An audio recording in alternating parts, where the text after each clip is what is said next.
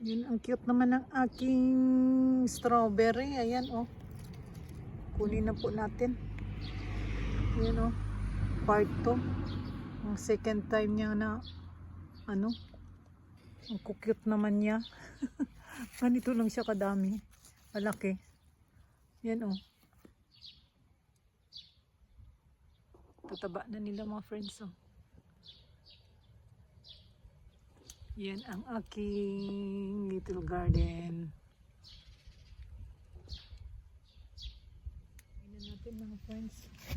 Kahit medyo maliliit siya. Ayan, oh. Pero ang dami pa niyang mga ano, ayan, oh. Ang dami niyang mga bunga pa. Ang second time. Ang dami niyang bunga. Ito pa.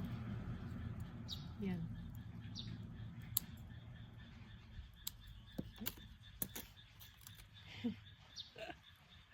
Ang cute niya. Yan, ang cute. Kadami pa po sa mga bunga. Ayan, oh. Ang dami pa niyang bulaklak.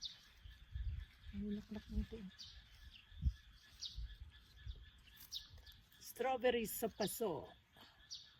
Yan, tamang-tama. Ayun ang mga aking mga, ayan siya, tataba nila. Ang tataba nila at saka ang broccoli ay na-harvest na.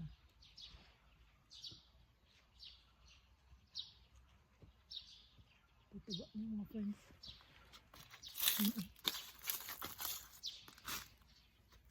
Ang tataba nila. Because of ulan. May tinani, may aanihin. Diba mga friends? Ayan. Tataba. Ito ibang klase din to eh. Ibang klase rin yan. Violet.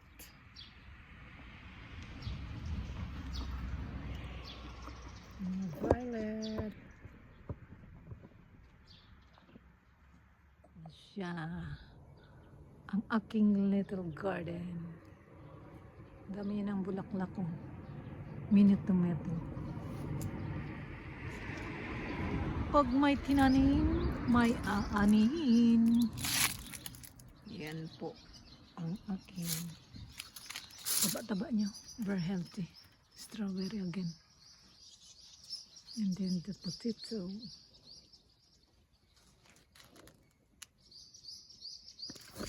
Bunga na rin yung aking namamulaklak na rin yung sili. Ayan o. Sili sa aking little garden. Yung broccoli mga friends, na-harvest na. And friends, ang aking cucumber ay meron ng flowers. Ayan, may flowers na siya. Ayan, ganyan siya ka-liit. Pero very healthy. Ayan.